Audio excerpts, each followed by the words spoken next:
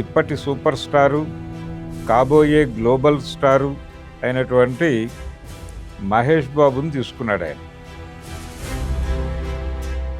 యవ్వనంలో విజయవాడని దర్శించిన వాళ్ళకి రామా టాకీస్ వెనక అనే పదం బాగా గుర్తుండే ఉంటుంది. గట్ల మీద గుడిసెలు వేసుకుని వ్యభిచార కార్యక్రమాలు నడుస్తూ ఉండేవి. కోరికల్ని ఎవరితోనూ చెప్పుకోలేని పరిస్థితుల్లో ఏదో పద్ధతిలో దాన్ని తీర్చుకోవటం కోసం ప్రయత్నం చేసినటువంటి ఒక యువకుడు కథ ఇది. ఓపెన్గా చెప్పుకోలేని ఒక నైతిక కట్టుబాట్ల వ్యవస్థను ఏర్పాటు చేయటం మీ తప్పు కదా. కృష్ణ గారు ఇద్దరు కొడుకులు కనిపిస్తారు ఈ సినిమాలో. ఒక అతను చిన్నపిల్లాడిగాను, ఒక అతను టీనేజర్గాను కనిపిస్తారు. తీవ్రంగా సఫకేట్ అయినటువంటి ఇంకో కుర్రాడు ఆ క్యారెక్టర్ని ఆర్ నారాయణమూర్తి గారితో చేయించాడు. దానికి నీడ అనేటువంటి ఒక అద్భుతమైన టైటిల్ పెట్టుకున్నాడు. నిజంగానే పాటలు లేకుండానే ఆ సినిమా తీశారు ఆయన. 10 ఏళ్లలోనే నేను సినిమా తీసి రిలీజ్ చేసి కొడతాను అని దాసరి గారు సంకల్పించినటువంటి సినిమా. ఈ సినిమాకి ఓపెనింగ్ ఆడియన్స్ని పట్టుకురాగలిగారు దాసరి గారు అనుకున్న పద్ధతిలోనే. షూట్ నడుస్తూ ఉంటుంది. రామసూరావు గారు, దాసరి గారు మధ్య కాన్వర్జేషన్ తెర మీద కనిపిస్తూ ఉంటాయి. ఆ పద్ధతిలో ఈ నీడ సినిమాని నూన్ షోస్లో రిలీజ్ చేశారు.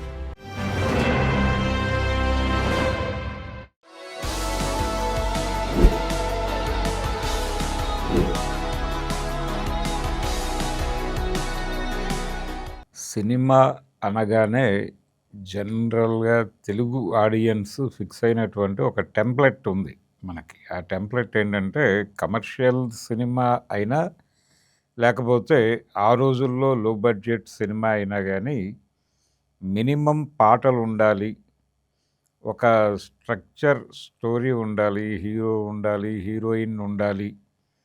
ఇలా ఈ టెంప్లెట్ని మ్యాక్సిమం ఫాలో అయ్యే ప్రయత్నం చేసేవారు. ప్యారలల్ సినిమాల్లో కూడా ఈ ధోరణి కనిపించేది. ఇది కేవలం తెలుగు సినిమాలోనే కాదు, హిందీలో వచ్చినటువంటి ప్యారలల్ సినిమాల్లో కూడా కొంత ఈ టెంప్లెట్ ప్రభావం కనిపించేది. దీనికి భిన్నంగా వెళ్ళాలి అనే పద్ధతిలో ఒక ఆలోచన చేసినటువంటి డైరెక్టర్ తెలుగులో దాసరి నారాయణరావు గారు. ఆయన ఒక విచిత్రమైనటువంటి ప్రయోగం చేశారు 79 ఆ ప్రాంతాల్లో. ఆ ప్రయోగం ఏమిటంటే నీడ అనే పేరుతో ఒక సినిమా తీశారు ఆయన. ఆ ప్రయోగం తెలుసుకోవాలంటే ఆ సినిమా గురించి మాట్లాడుకోవాలి. తెలుగు సినిమా అనగానే కనీసం ఒక 6 పాటలు ఉండాలి అనేటువంటి సందర్భంలో పాటలు లేకుండా నేను సినిమా తీస్తాను అని చెప్పి ప్రకటించి నిజంగానే పాటలు లేకుండానే ఆ సినిమా తీశారు ఆయన, నీడ సినిమా. రామినేని సాంబశివరావు గారు ప్రొడ్యూసర్ ఆ సినిమాకి. తెలుగు చిత్ర అనే బ్యానర్లో 10 రీళ్లలో ఈ సినిమా తీశారు. కనీసం సినిమా అంటే 19 రీళ్లు నుంచి 23 రీళ్ల వరకు పెద్ద హీరోల సినిమాలు నడుస్తున్నటువంటి రోజులవి. 19 రీళ్ల సినిమాయే సినిమా అనుకునేటువంటి పరిస్థితి నుంచి నెమ్మదిగా 14 రీళ్ల సినిమాలు కూడా సినిమాలే అనే ఒక వాతావరణం తీసుకురాగలిగారు. ఆ తర్వాత 10 రీళ్లలోనే నేను సినిమా తీసి రిలీజ్ చేసి హిట్ కొడతాను అని దాసరి గారు సంకల్పించినటువంటి సినిమా. అంటే ఒక కథ అనుకుని ఆ కథని పద్ధతిగా తీయగలిగితే, ప్రాపర్ క్యారెక్టరైజేషన్తో తీయగలిగితే సినిమాకి అంత పెద్ద ఖర్చు, అంత పెద్ద వ్యవహారం అక్కర్లేదు. ఒక ప్రాపర్ కథని తెర మీద చెప్తే డెఫినెట్గా జనాలు హర్షిస్తారు అని ఆయన నమ్మాడు. నమ్మి చేసినటువంటి సినిమా నీడ. ఈ సినిమా షూటింగ్ కోసం ఆయన మేజర్గా ఒక 10 రోజులు షెడ్యూల్ అనుకున్నాడు ముందు.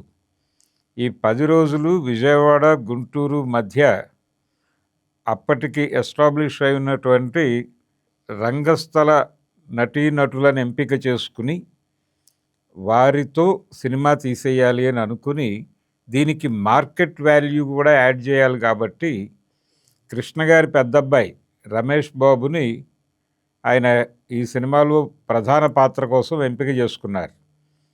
ఎంపిక చేసుకుని ఆయన చిన్నతనంలో ఆ క్యారెక్టరు చిన్నతనంలో కూడా కనిపించాలి.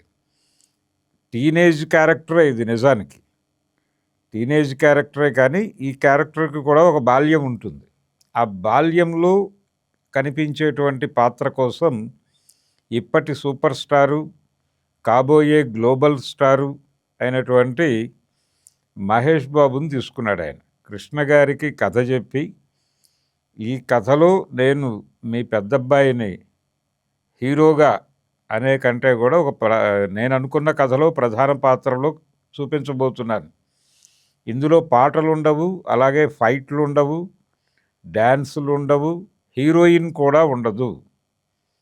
రెండోది, ఈ క్యారెక్టర్ మీద నెగిటివ్ ఇంపాక్ట్ పడే అవకాశం కూడా ఉంది. ఇవన్నీ ఆలోచించుకుని మీరు మీ అబ్బాయిని ఇస్తే నేను ఆ సినిమా చేసుకుంటాను అంటే, కృష్ణ గారి అబ్బాయి సినిమా దాసరి డైరెక్షను అనగానే ఒక ఆడియన్ బేస్ ఏర్పడుతుంది దానికి.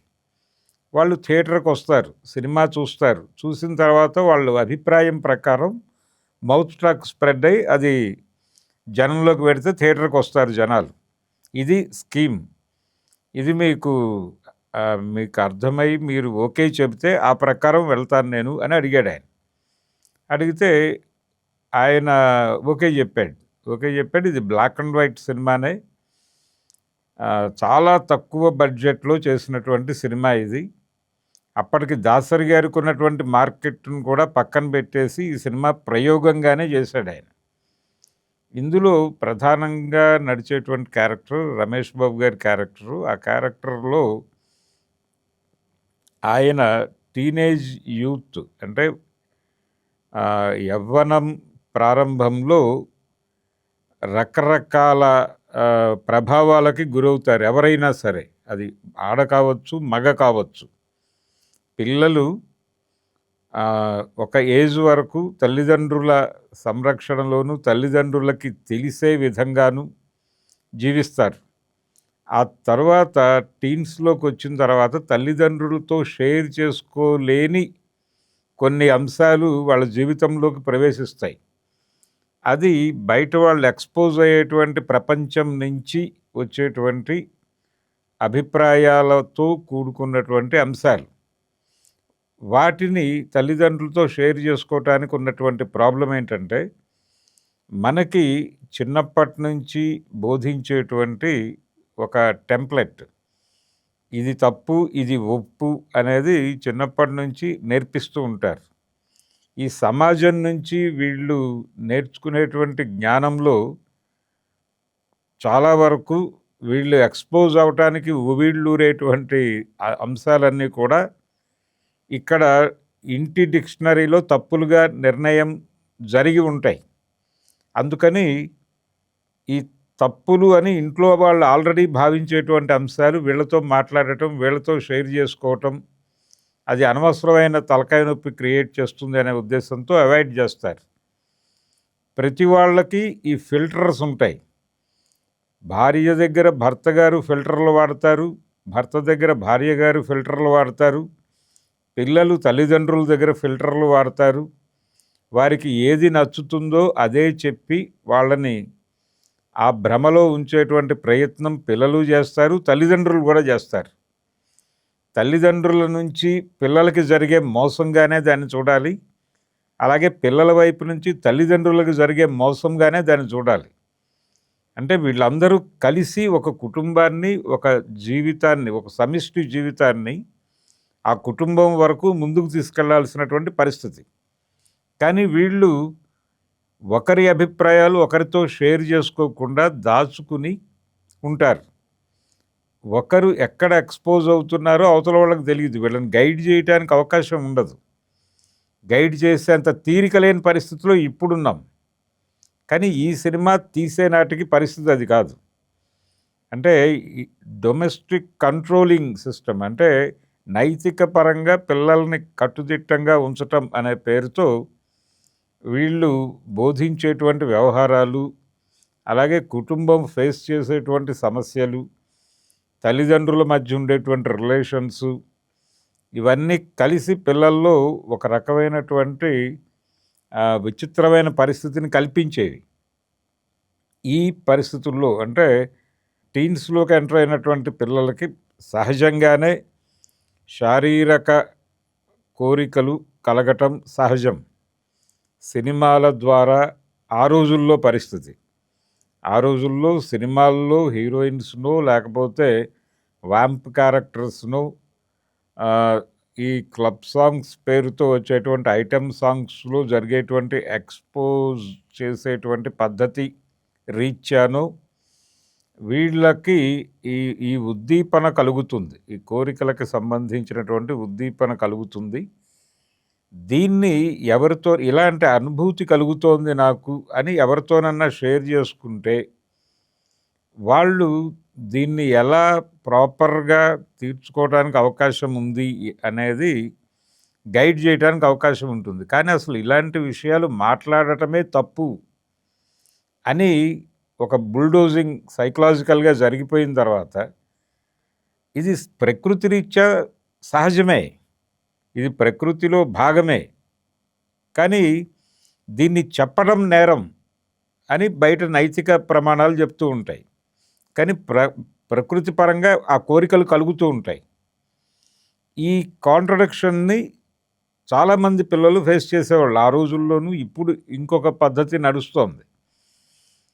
కానీ ఆ రోజుల్లో ఆయన సినిమా తీసినటువంటి కాలం నాటి పరిస్థితుల రీత్యా ఇలా ఈ కోరికల్ని ఎవరితోనూ చెప్పుకోలేని పరిస్థితుల్లో ఏదో పద్ధతిలో దాన్ని తీర్చుకోవటం కోసం ప్రయత్నం చేసినటువంటి ఒక యువకుడు కథ ఇది. అతను ఎవరికి తనలో జరుగుతున్నటువంటి ఈ గందరగోళాన్ని ఎవరితోనూ షేర్ చేసుకోడు. చాలా గుంభనగా గంభీరంగా రాముడు మంచి బాలుడు అన్న పద్ధతిలో వ్యవహరిస్తూ ఉంటాడు. తన చుట్టూ జరుగుతున్నటువంటి వ్యవహారాలన్నీ గమనిస్తూ ఉంటాడు. తన తండ్రి ఒక ఫోటో స్టూడియో ఓనరు. ఆయనకుండేటువంటి వ్యవహారాలు, ఆయనకున్నటువంటి అలవాట్లు, దానికి సంబంధించి తల్లి ద్వారా పొందేటువంటి జ్ఞానము, ఆయనకు ఆ పాత్ర ఏమిటో అర్థమవుతుంది. ఆ పాత్ర పట్ల తల్లికి ఉన్నటువంటి నెగిటివ్ అభిప్రాయాలు కూడా తనకు అర్థమవుతాయి. తన పట్ల కూడా తను ఓపెన్గా చెప్పేసుకుంటే నాలో ఈ రకమైనటువంటి ఒక రకమైన భావఘర్షణ జరుగుతోంది అనేది తల్లిగారి దగ్గర ఎక్స్పోజ్ అయితే తండ్రికి ఇస్తున్నటువంటి గౌరవం ఏమిటో తెలుసు ఆయనకి తల్లి. అదే కండిషన్ తన వైపు కూడా ప్రసరిస్తుంది అనే భయం ఈ కుర్రాడికి కలుగుతుంది. కలిగి అక్కడ ఎక్స్పోజ్ కాడు. పోనీ తన తోటి వాళ్ళ దగ్గర కూడా ఎక్స్పోజ్ కాడు. ఎక్కడన్నా ఎక్స్పోజ్ అయితే వీడు చెడిపోయాడు, నాశనం అయిపోయాడు అని ఒక బ్రాండింగ్ కార్యక్రమాలు మొదలైపోతాయి. కాబట్టి ఈ బ్రాండింగ్ని అవాయిడ్ చేయాలంటే చెప్పకూడదు ఎవరికి అని అనుకుంటాడు. అనుకుని మరీ క్లోజ్ సర్కిల్లో ఎక్స్పోజ్ అవుతూ ఉంటాడు. అది కూడా చాలా టాక్టికల్గా అయినప్పుడు వాళ్ళ దగ్గర నుంచి పొందేటువంటి ఫీడ్బ్యాక్, ఆ ఫీడ్బ్యాక్లో ఈ వేశ్యావాటికలకి సంబంధించినటువంటి జ్ఞానం అప్పట్లో ఓపెన్గానే ఉండేవి. ఓపెన్గా అంటే చాలా ఊళ్ళల్లో ఆయన సెలెక్ట్ చేసుకున్నటువంటి విజయవాడ కేంద్రంగా నడిచేటువంటి కథ ఇది. విజయవాడలో చాలామందికి తెలుసు. ఇప్పటికీ అంటే ఈ జనరేషన్కి తెలియదు కానీ ఒక 20 ఏళ్ల క్రితం, 25 ఏళ్ల క్రితం యవ్వనంలో విజయవాడని దర్శించిన వాళ్ళకి రామా టాకీస్ వెనక అనే పదం బాగా గుర్తుండే ఉంటుంది. ఇది అక్కడ కాలువ ఉంటుంది. ఆ కాలువ ఒడ్డున అంటే బులుసు సాంబమూర్తి రోడ్డు అది.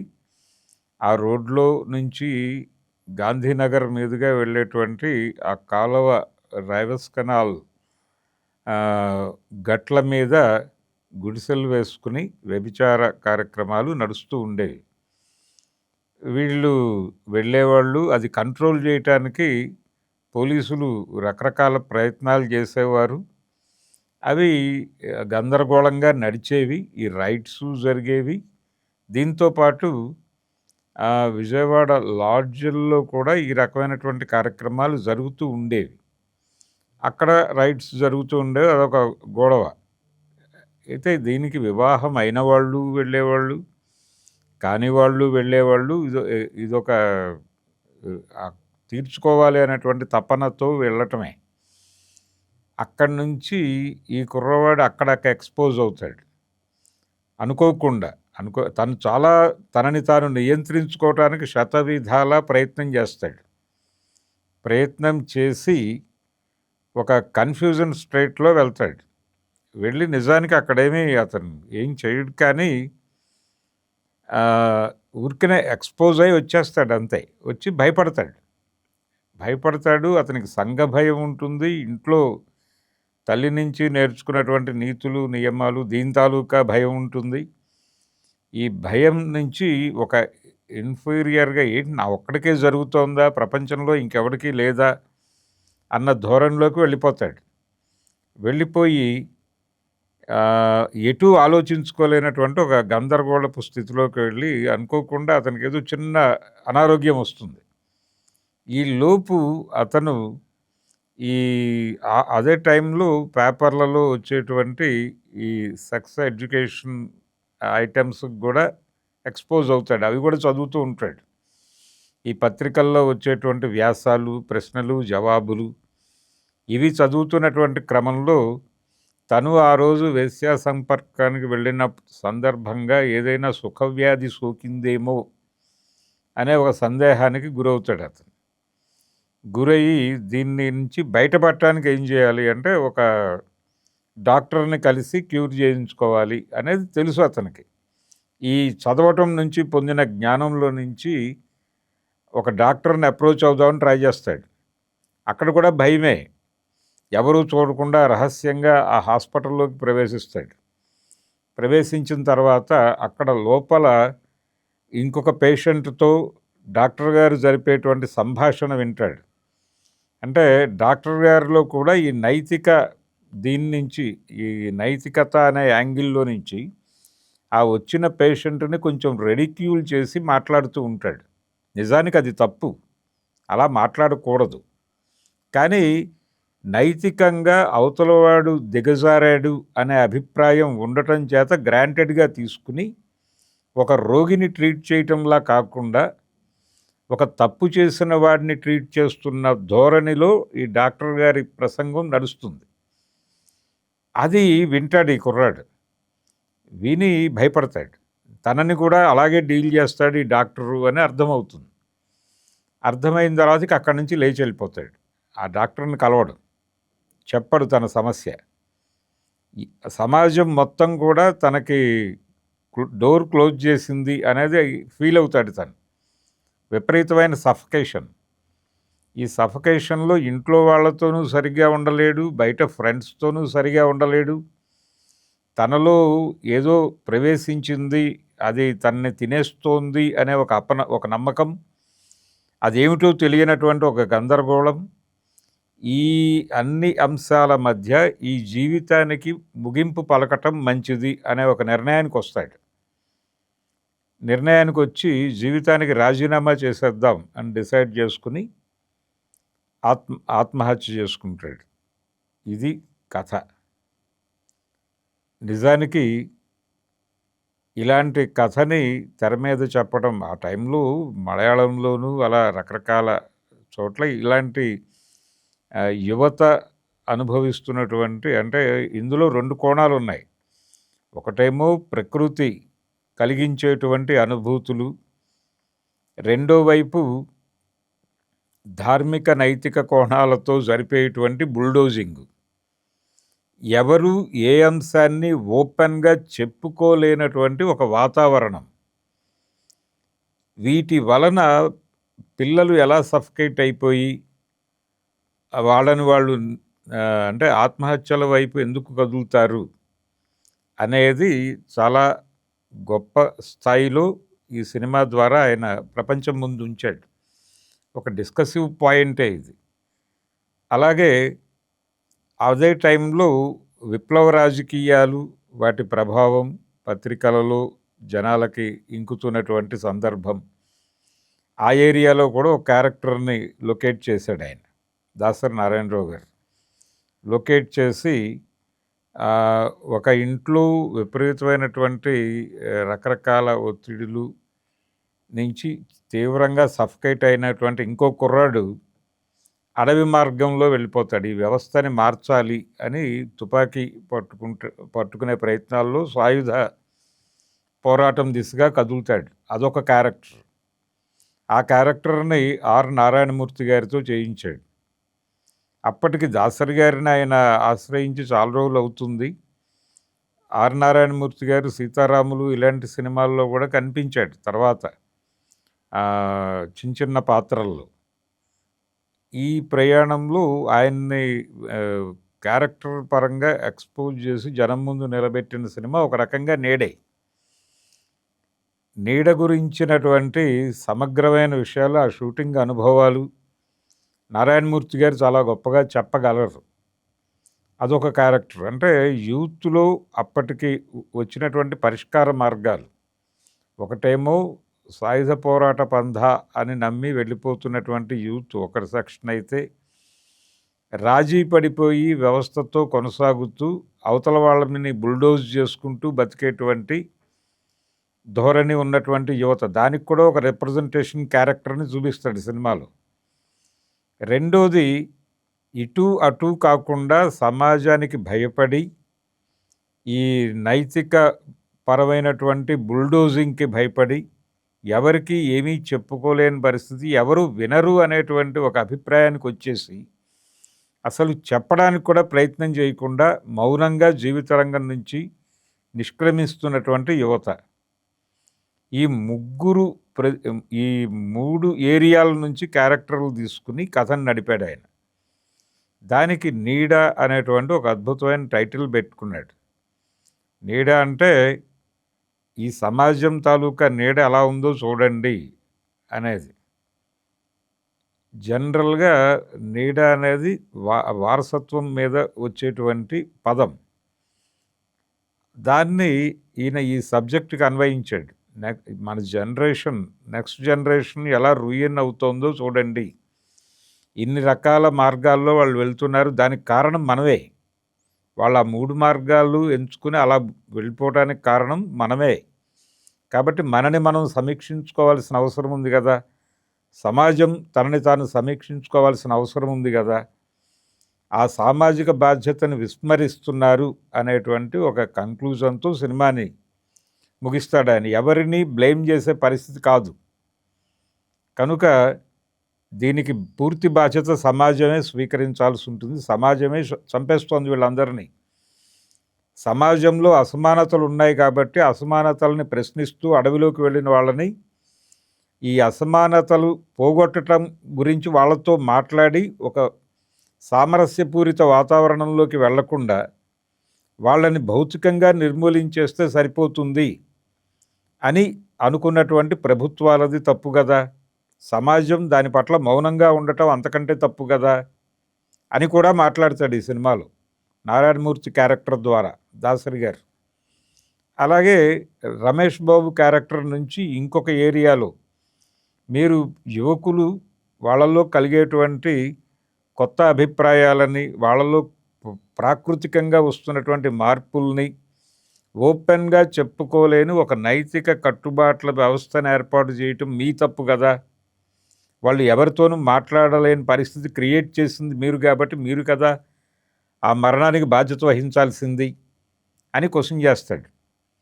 ఇలా చాలా అవసరమైనటువంటి టైమ్లీ సబ్జెక్ట్ తీసుకుని ఆయన ఆ సినిమాని రూపొందించాడు. కేవలం 10 రీడ్లే ఉంటుంది సినిమా. ఈ సినిమా ప్రారంభానికి అంటే ఈ సినిమా ఓపెనింగ్ ఎలా ఉంటుందంటే, ఇప్పుడు అన్అవైలబుల్ అది యూట్యూబ్లో కానీ ఇంకెక్కడ దొరకటం లేదు కంటెంట్, అందుకని చెప్తున్నాను. ఈ సినిమా ప్రారంభం ఎలా ఉంటుందంటే కథతో మొదలవదు. దాసరి నారాయణరావు గారు ఆయన ఆఫీస్ రూమ్లో కూర్చుని ఉండగా ఈ రామినేని సాంబశివరావు గారు వస్తాడు. వచ్చి, సార్ మీతో ఒక సినిమా చేయాలనుకుంటున్నాను నేను అంటాడు. ఓకే, అంటే ఏ బడ్జెట్లో చేయాలనుకుంటున్నావు అంటాడు ఆయన. నా దగ్గర పెద్ద భారీగా డబ్బులు లేవండి, కానీ సినిమా తీయాలనే ఉత్సాహం ఉంది, కొద్దిపాటి డబ్బులు ఉన్నాయి అంటాడు ఆయన. అలాగా అయితే నా దగ్గర ఒక లైన్ ఉంది. దానికి ఎవరు అయితే బాగుంటుంది అని చూస్తున్నాను. నువ్వు చెప్పినటువంటి అమౌంట్‌తో మనం ఈ సినిమా చేయొచ్చు అని చెప్తాడు. చెప్పి ఆయనకి లైన్ చెప్తాడు. లైన్ చెప్తే, ఓకే సార్ మీరు ఎలా అంటే అలాగే అని బాధ్యత మొత్తం దాసరి గారి మీద పెట్టేస్తాడు ఆయన. ఇదంతా మనకి షూట్ నడుస్తూ ఉంటుంది. వాళ్ళు ఆ 2 సాంబశివరావు గారు, దాసరి గారు మధ్య కాన్వర్జేషన్ ఇవన్నీ తెర మీద కనిపిస్తూ ఉంటాయి. ఆడిషన్స్ పెడతారు. హీరో క్యారెక్టర్‌కి రమేష్ బాబు అయితే బాగుంటుంది అని కూడా చెప్పేస్తాడు ఈయన. రమేష్ బాబు నేను కృష్ణ గారితో మాట్లాడతాను అవి కూడా నడుస్తాయి. ఆ తర్వాత ఈ విప్లవకారుడి పాత్రకి ఎవరు అనుకుంటున్న టైంలో నారాయణమూర్తి గారు ప్రవేశిస్తాడు. ప్రవేశించి అప్పుడు పెద్ద హిట్ అయినటువంటి సినిమాలలో డైలాగులన్నీ అభినయించి చూపిస్తాడు ఆయన దాసరి గారి ముందు. షోలే డైలాగులు ఇవన్నీ చెప్తాడు. చెప్తే ఇవన్నీ కాదు కానీ నువ్వు నీలాగా నీ జీవితంలో నుంచి ఏదైనా మాట్లాడు అంటాడు ఆయన. చెప్తాడు తను ఇక్కడికి రావటానికి, అంటే దాసరి గారి ముందుకు రావటానికి పడిన కష్టం చెప్తాడు. చెప్తే ఇది చాలు, నాకు మిగిలిన గోలంతా నాకు సంబంధం లేదు, నేను ఈ సినిమా కోసం తీసుకుంటున్నాను అని చెప్తాడు. ఇలా వీళ్ళందరినీ ఎంపిక చేసిన తర్వాత ఇప్పుడు నేను కథ చెప్తాను అంటాడు. అన్న తర్వాత సినిమా మొదలవుతుంది. ఒరిజినల్ స్టోరీ మొదలై అలా నడిచి రమేష్ బాబు గారి ఆత్మహత్యతో కథ ముగుస్తుంది. ఆ తర్వాత దాసరి గారికి ఆ రోజుల్లో ఒక చిన్న వాయిస్ ఓవర్ ద్వారా సబ్జెక్ట్, అంటే తన ఆత్మని ఆవిష్కరించటం అనే ఒక కార్యక్రమం. అది కూడా నాటకాల నుంచి వచ్చినటువంటి అలవాటే. రంగస్థలం మీద పాత్రలన్నీ ఒక్కసారి అలా స్థానువులు అయిపోయిన తర్వాత వెనక నుంచి ఒక పాటో వాయిస్ ఓవరో రావటం అనేది జరిగేది. దాన్ని ఈయన సినిమాకి అడాప్ట్ చేసి చివరిలో చెప్పేవాడు. దాని మీద రకరకాల వ్యాఖ్యానాలు జరిగేవి, కానీ ఈయన నీడ సినిమాకి చివరిలో చెప్పినటువంటి అంశాలు బాగా కనెక్ట్ అయినాయి. కనెక్ట్ అవ్వటం వల్లనే ఆ సినిమా జనంలోకి వెళ్ళింది. కృష్ణ గారి అబ్బాయి, కృష్ణ గారి 2 కొడుకులు కనిపిస్తారు ఈ సినిమాలో. ఒక అతను చిన్నపిల్లాడిగాను, ఒక అతను టీనేజర్గాను కనిపిస్తారు. కాబట్టి కృష్ణ గారి అభిమానులు మౌత్ పబ్లిసిటీ చేసి ఈ సినిమాకి ఓపెనింగ్ ఆడియన్స్ని పట్టుకురాగలిగారు దాసరి గారు అనుకున్న పద్ధతిలోనే. ఆ వచ్చిన ప్రేక్షకులు ప్రతి ఒక్కరూ కూడా సినిమా బాగుంది అని చెప్పారు బయటికి వెళ్ళి. చాలా కొత్త విషయం, కొత్తగా చెప్పాడు దాసరి అని బయటికి వెళ్ళింది విషయం. పాజిటివ్ రివ్యూస్ వచ్చినాయి, జనం వెళ్ళారు. ఆ రోజుల్లో యాక్చువల్గా మనకి 70 దశకం ప్రారంభం వరకు 3 ఆటలే నడిచేవి సినిమా థియేటర్లు. 3 ఆటలు అంటే matinee, first show, second show. Cinema release అయిన రోజున మార్నింగ్ షో వేసేవారు. ప్రతి ఆదివారం మార్నింగ్ షో ఉండేది. ఇది పద్ధతి. అయితే చిన్న సినిమాలకి వెసులుబాటు కల్పించాలి అనే ఉద్దేశంతో 4వ ఆటను ఇంట్రడ్యూస్ చేశారు. ఆ 4వ ఆట నూన్ షో, 11 గంటల ఆట. ఈ 11 గంటల ఆటకి కొన్ని చిన్న సినిమాలు వెయ్యాలి, అంటే అది నూన్ షోస్లోనే రిలీజ్ అవుతుంది ఆ సినిమా. ఆ పద్ధతిలో ఈ నీడ సినిమాని నూన్ షోస్లో రిలీజ్ చేశారు. నూన్ షోస్లో అది రిలీజ్ అయిన ప్రతి సెంటర్లోనూ సద్దినోత్సవం జరుపుకున్నటువంటి సినిమా. కొన్ని చోట్ల 175 రోజులు కూడా ఆడేసింది. అలాగే టి రాజేందర్ గారి ప్రేమసాగరం సినిమా కూడా నూన్ షోస్లోనే చాలా 175 రోజులు ఆడింది. అలాగే మా భూమి సినిమా కూడా నూన్ షోస్లోనే రిలీజ్ అయ్యి 175 డేస్ ఆడినటువంటి సందర్భం. అలా నూన్ షోస్లో అత్యద్భుతమైనటువంటి విజయం సాధించినటువంటి సినిమా నీడ. ఈ నీడ సినిమా ఇప్పుడు కంటెంట్ అన్అవైలబుల్గా ఉండటం అనేది ఒక్కసారి, మంచి సినిమా ఇది, ఎక్కడో ఉండుంటుంది దీని ప్రింట్. అది ప్రొడ్యూసర్ ఫ్యామిలీ వారా లేకపోతే దాసరి గారా ఆ సినిమా కోసం పనిచేసిన వారా, ఆ శతదినోత్సవ సందర్భంగా మోహన్ బాబు గారి చేతుల మీదుగా అందరికీ షీల్డ్లు ఇచ్చారు. కాబట్టి ఒక్కసారి దాసరి గారికి సంబంధించిన శిష్యులు వీళ్ళందరూ ఉన్నారు ఇంకా. కనుక పట్టించుకుని ఆ కంటెంట్ ఎక్కడైనా అవైలబుల్గా ఉంటే దాన్ని ఏదో పద్ధతిలో డిజిటల్ ఫార్మాట్లోకి తీసుకొచ్చి ఈ జనరేషన్కి కూడా ఆ సినిమా చూపిస్తే బాగుంటుంది. ఇది ఇప్పుడు కూడా అవసరమైనటువంటి సినిమానే అని నేను భావిస్తాను.